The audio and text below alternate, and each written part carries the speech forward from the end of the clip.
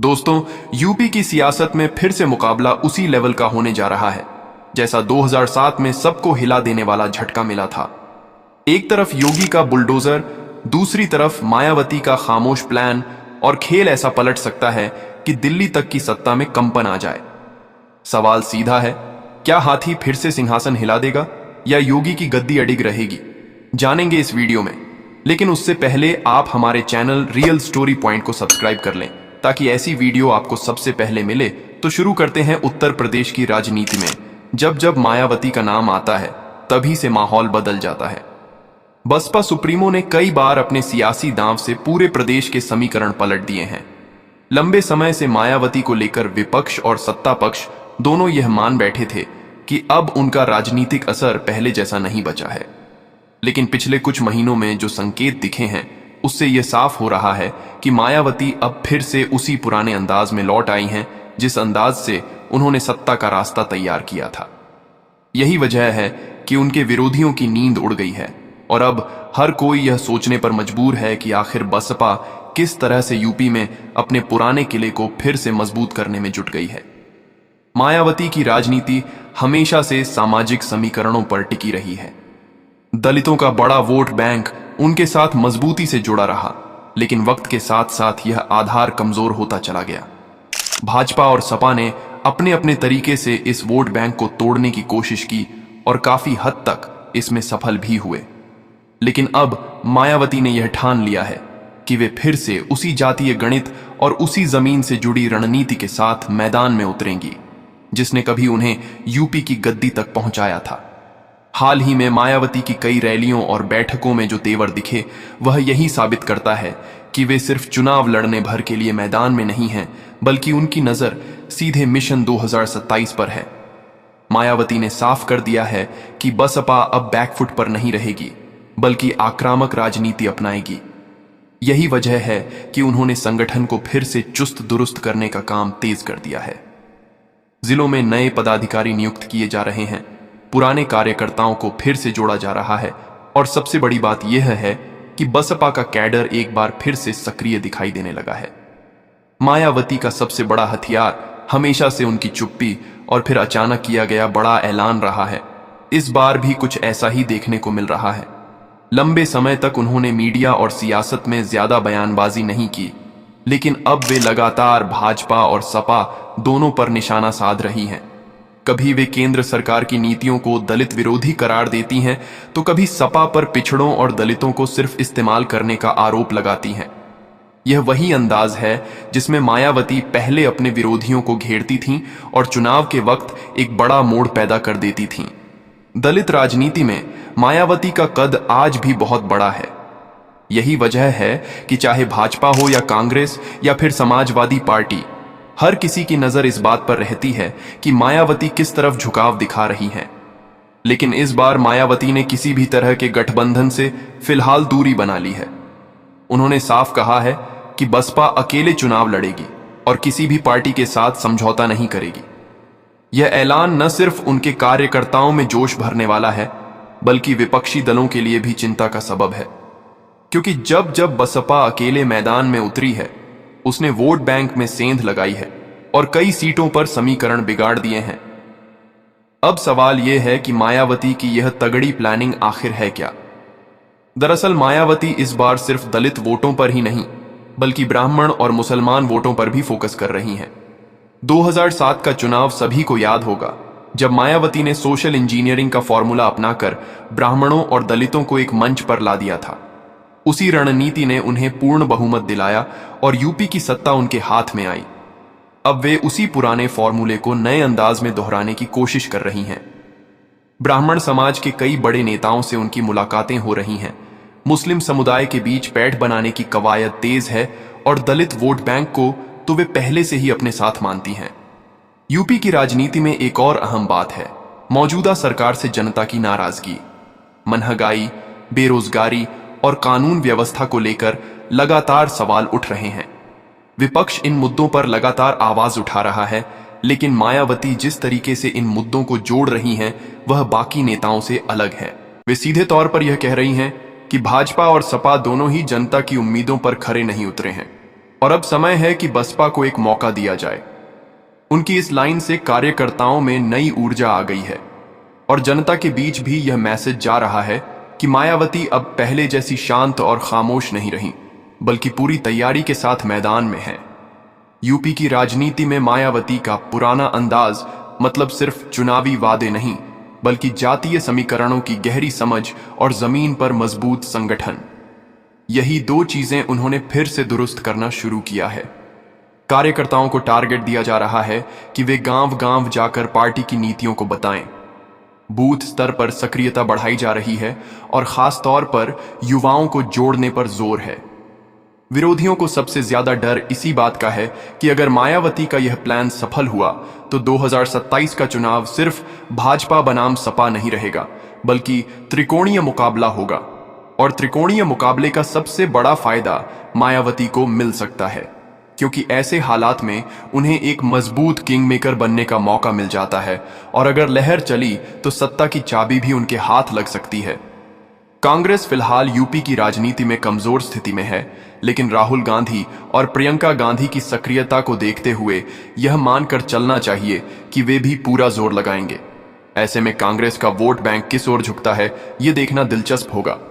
लेकिन मायावती इस बार कांग्रेस से भी दूरी बनाए हुए हैं और साफ संदेश दे रही हैं कि बसपा किसी की भी टीम नहीं है, बल्कि खुद एक बड़ी ताकत है।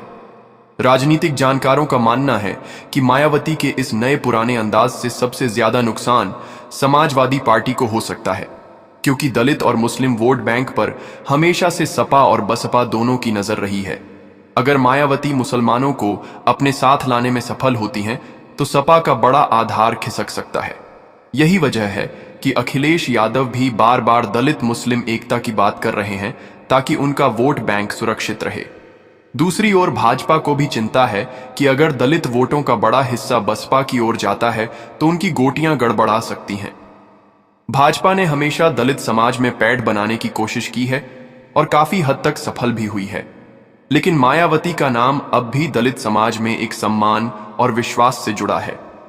यही मायावती की सबसे बड़ी ताकत है, यानी तस्वीर साफ है। मायावती फिर से उसी पुराने रंग में लौट आई हैं। उनकी प्लानिंग लंबी है, मिशन बड़ा है और इरादा साफ है कि 2027 की सत्ता की जंग में बसपा किसी भी हालत में पीछे नहीं रहने वाली। अब देखना यह है कि उनकी यह तगड़ी प्लानिंग कितनी कारगर साबित होती है और जनता का मूड किस ओर जाता है। लेकिन इतना तय है कि यूपी की राजनीति में एक बार फिर से हाथी की गूंज सुनाई देने लगी है और यही गूंज आने वाले समय में बड़ा धमाका कर सकती है। उत्तर प्रदेश की सियासत में मायावती की चाल हमेशा से सबसे अलग मानी जाती रही है। वे न तो किसी नेता की तरह हर रोज बयान देती हैं, न ही हर मुद्दे पर सामने आकर तात्कालिक राजनीति करती हैं, बल्कि उनका तरीका यह रहा है कि लंबे समय तक खामोश रहो, माहौल को समझो, विरोधियों की चाल को परखो और फिर अचानक ऐसा दांव चला दो कि पूरा समीकरण बदल जाए। यही वजह है कि जब मायावती ने पिछले कुछ महीनों में सक्रियता बढ़ाई तो हर पार्टी के अंदर खलबली मच गई। अब हर कोई यही सोच रहा है कि आखिर मायावती की तगड़ी प्लानिंग के पीछे कौन कौन से पेंच छिपे हैं। मायावती की राजनीति की सबसे खास बात यह है कि वे सिर्फ चुनाव लड़ने नहीं उतरती, बल्कि उनके लिए चुनाव एक मिशन होता है। 2007 का चुनाव इसका सबसे बड़ा उदाहरण है, जब उन्होंने पूरे प्रदेश में यह संदेश दिया कि बसपा सिर्फ दलितों की नहीं बल्कि हर वर्ग की पार्टी है। ब्राह्मण समाज के बड़े बड़े चेहरे बसपा के मंच पर दिखे और मायावती ने ब्राह्मण शंख बजाएगा, हाथी चलेगा जैसे नारे से पूरे उत्तर प्रदेश में नई हवा चला दी। उस चुनाव में जिस तरह दलित और ब्राह्मण एक मंच पर आए, वह नजारा भारतीय राजनीति में बेहद कम देखने को मिलता है। इसी रणनीति ने उन्हें पूर्ण बहुमत की सरकार दिलाई और यह साबित कर दिया कि जब मायावती मैदान में होती हैं तो बड़ा खेल कर सकती हैं। अब 2027 को लेकर मायावती फिर से उसी सोशल इंजीनियरिंग की राह पर चल रही हैं। फर्क इतना है कि इस बार ब्राह्मणों के साथ साथ वे मुसलमानों को भी अपने साथ लाना चाहती हैं। यह इसलिए भी अहम है क्योंकि मुस्लिम समाज लगातार इस सोच में रहता है कि भाजपा को हराने के लिए कौन सबसे मजबूत ताकत है। अभी तक यह वोट बैंक सपा की ओर झुकता रहा है, लेकिन मायावती ने धीरे धीरे यह संदेश देना शुरू किया है कि सपा केवल नारेबाजी करती है, असली सुरक्षा और सम्मान मुसलमानों को बसपा के साथ ही मिलेगा। यही वजह है कि कई मुस्लिम इलाकों में बसपा का जनाधार बढ़ने लगा है। मायावती की रणनीति का दूसरा बड़ा पहलू संगठन है। वे जानती हैं कि बिना संगठन के कोई भी चुनाव जीता नहीं जा सकता। यही कारण है कि पिछले कुछ महीनों में उन्होंने जिलों और मंडलों में लगातार फेरबदल किया है। जहां पुराने और निष्क्रिय नेताओं को किनारे किया गया है, वहीं युवाओं और सक्रिय चेहरों को मौका दिया गया है। पार्टी के भीतर अब नई ऊर्जा दिख रही है। बूथ स्तर तक बैठकों का सिलसिला चल रहा है और हर कार्यकर्ता को साफ साफ यह जिम्मेदारी दी जा रही है कि वह अपने इलाके में बसपा की मौजूदगी को महसूस कराए। दिलचस्प यह है कि मायावती अब एक अलग चुनावी नैरेटिव भी गढ़ रही हैं। वे यह कह रही हैं कि भाजपा और सपा दोनों पार्टियों ने यूपी को सिर्फ जाति और धर्म की राजनीति में उलझा कर रखा है। भाजपा ने हिंदुत्व के नाम पर वोट मांगे, सपा ने यादव मुसलमान समीकरण पर भरोसा किया, लेकिन दोनों ने मिलकर यूपी की आम जनता के मुद्दे भुला दिए। वे लगातार बेरोजगारी, शिक्षा, स्वास्थ्य और कानून व्यवस्था को मुद्दा बना रही हैं और इसे जनता से जोड़ रही हैं। यह मायावती का पुराना अंदाज है, जब वे सिर्फ जातीय समीकरणों पर नहीं बल्कि असल मुद्दों पर भी फोकस करती थीं। यूपी की सियासत में मायावती का नाम हमेशा एक रहस्य की तरह रहा है। उनके विरोधियों को कभी अंदाजा ही नहीं लगता कि वे कब क्या कर देंगी। उदाहरण के लिए 2019 के लोकसभा चुनाव में जब उन्होंने अखिलेश यादव के साथ गठबंधन किया, तो किसी को विश्वास नहीं हुआ था कि मायावती जैसी नेता गठबंधन को लेकर इतनी सहज हो सकती हैं। और जब चुनाव खत्म हुआ तो उन्होंने उतनी ही तेजी से गठबंधन से दूरी बना ली। यानी मायावती का पूरा खेल उनके हिसाब से चलता है, किसी और के हिसाब से नहीं। यही अंदाज अब फिर से देखने को मिल रहा है। वे फिलहाल किसी भी दल से गठबंधन के मूड में नहीं हैं और लगातार यह संदेश दे रही हैं कि बसपा अपने दम पर ही चुनाव लड़ेगी। यह संदेश कार्यकर्ताओं के लिए भी जोश भरने वाला है, क्योंकि जब नेता अकेले लड़ने की बात करता है तो कार्यकर्ता को यह भरोसा मिलता है कि उसका पसीना किसी और के लिए नहीं बल्कि अपनी पार्टी के लिए बह रहा है। यही वजह है कि इस बार बसपा का कैडर मैदान में ज्यादा सक्रिय है।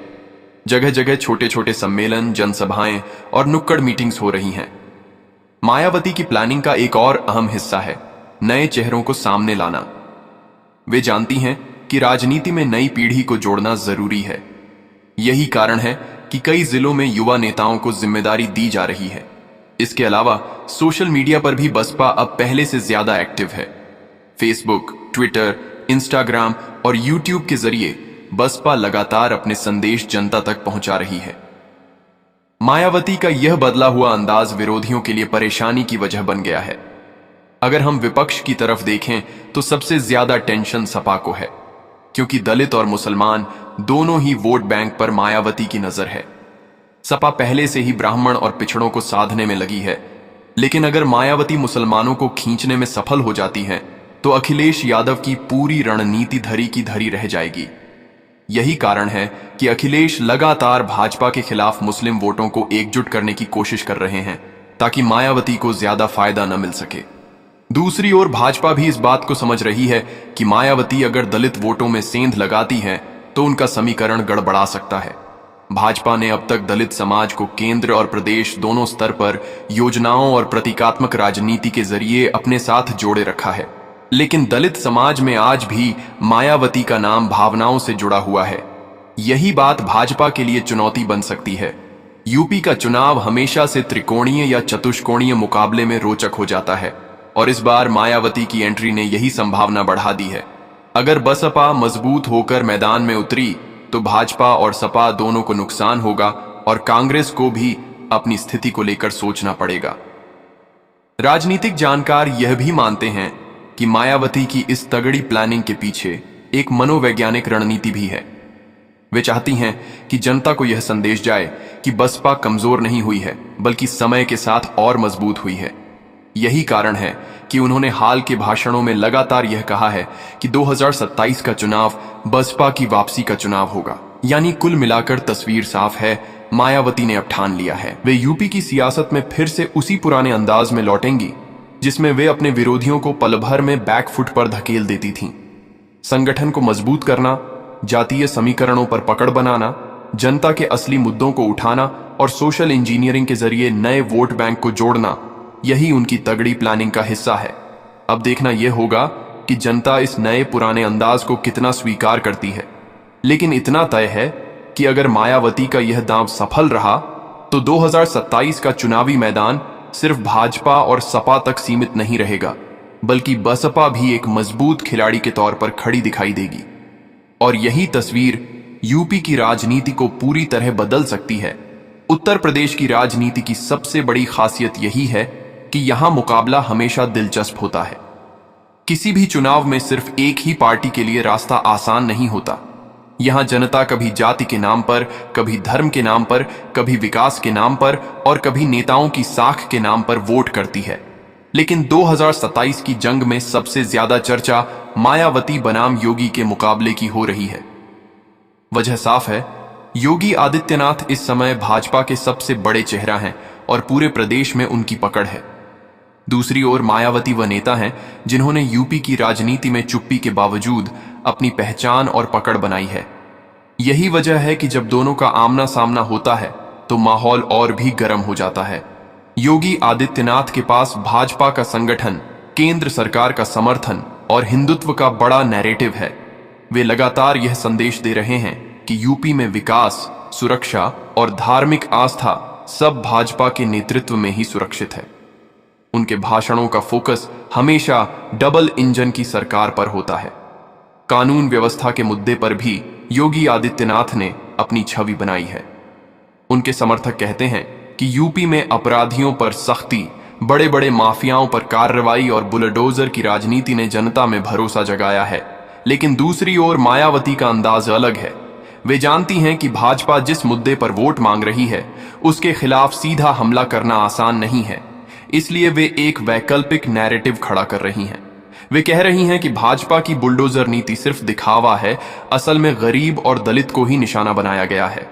वे लगातार यह कह रही हैं कि असली न्याय तभी मिलेगा जब बसपा सत्ता में आएगी और हर वर्ग को बराबरी का हक मिलेगा। मायावती की राजनीति में एक बड़ी ताकत है, दलित समाज। आज भी यूपी का दलित वोट बैंक अगर एकजुट होकर किसी पार्टी के साथ जाता है तो पूरा चुनाव पलट सकता है।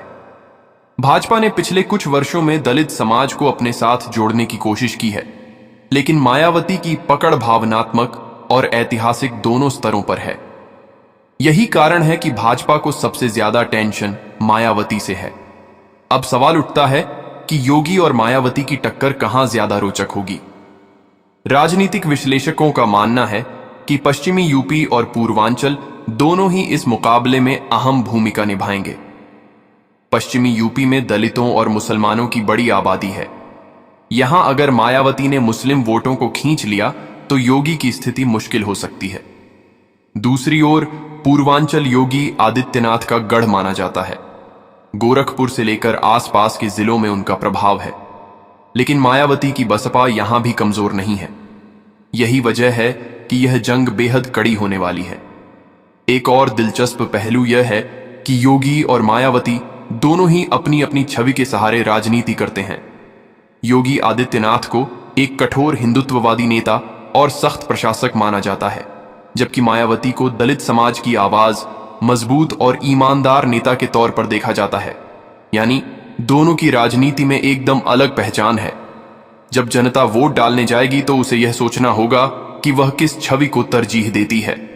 मायावती का फायदा यह भी है कि वे अखिलेश यादव जैसे नेता नहीं हैं जो हर वक्त बयानबाजी में फंस जाते हैं। मायावती बहुत सोच समझकर बोलती हैं। उनकी खामोशी ही उनके विरोधियों के लिए डर बन जाती है। जब वे अचानक कोई ऐलान करती हैं तो पूरा माहौल बदल जाता है। यही कारण है कि भाजपा भी उन्हें हल्के में लेने की गलती नहीं करती। अब बात करें चुनावी रणनीति की। योगी आदित्यनाथ की पूरी ताकत भाजपा के कैडर, संघ परिवार के नेटवर्क और केंद्र सरकार की योजनाओं पर टिकी है। वे हर सभा में यह कहते हैं कि भाजपा ने गरीबों को मुफ्त राशन दिया, घर दिया, शौचालय दिया और हर वर्ग का ख्याल रखा। यानी उनका नैरेटिव सीधा है, विकास और हिंदुत्व। वहीं मायावती का नैरेटिव अलग है। वे कह रही हैं कि भाजपा ने सबका साथ, सबका विकास का नारा दिया, लेकिन असल में समाज को बांटने का काम किया।